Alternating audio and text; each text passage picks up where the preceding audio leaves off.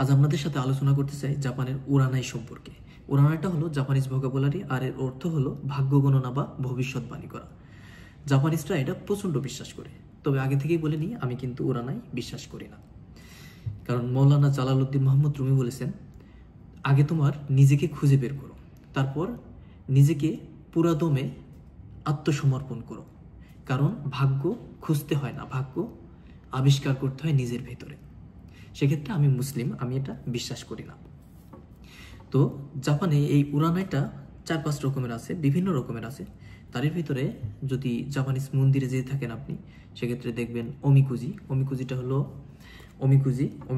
Japanese মন্দিরে গেলে একটা স্টিক টান দিলে ওই স্টিকে একটা নাম্বার লেখা থাকে, ওই নাম্বার অনুযায়ী আপনি একটা কাগজ পাবেন জাপানিজ ওই মন্দিরের বাক্সের ভিতর থেকে। ওই কাগজে লেখা থাকে দাইকিচি, তারপর কিচি, চুকিচি, তারপর খিও।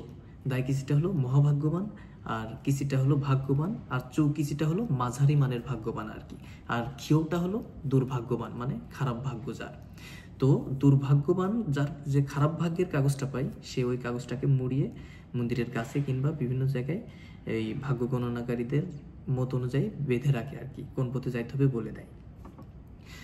তো এই গেল অমিকুজি হলো এটা। আর আরেকটা আছে হলো তেসো উরানাই, মানে হাত দেখে গণনা করা আর কি। না, তেসো উরানাই, হাত দেখে গণনা করা, হাতের রেখা দেখে গণনা করা, এটা ওরা প্রচন্ড বিশ্বাস করে।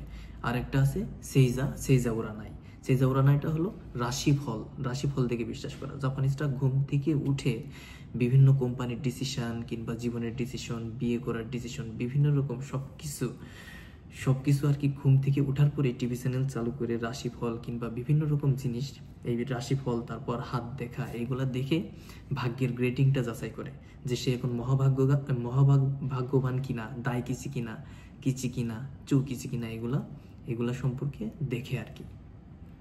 তো দেখার পরে ওরা সারাদিনকে ডিসিশন নেয় কিংবা আগামী ভবিষ্যতের ডিসিশন নেয়। তো এগুলা আমি কখনোই বিশ্বাস করি না। আমার কোম্পানির যে বস আছে, তার কাছে আমি জিজ্ঞাইতেছি যে তুই কি এগুলা বিশ্বাস করিস কিনা, তাও বললো যে আমি খুব বিশ্বাস করি, এগুলো একদম ঠিক আছে, একদম সব মিলে যায়। এবার আমি বলছি আমি এটা বিশ্বাস করি না। ও বলছে তুই এটা বিশ্বাস করে দেখতে পারিস। আমি বলছি না, আমার বিশ্বাস করার প্রয়োজন নেই, কারণ আমি যেভাবে আছি এভাবে থাকলেই হবে, কারণ আমি এভাবে মরতে চাই, আমি কোনো এসব কিছু বিশ্বাস করতে চাই না। হয়তো থাকতে পারে, তবে আমি বিশ্বাস করি না, কারণ আমার বিশ্বাস করা নিষেধ আছে।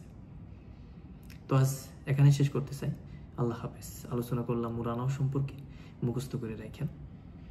আজ এখানে শেষ করছি।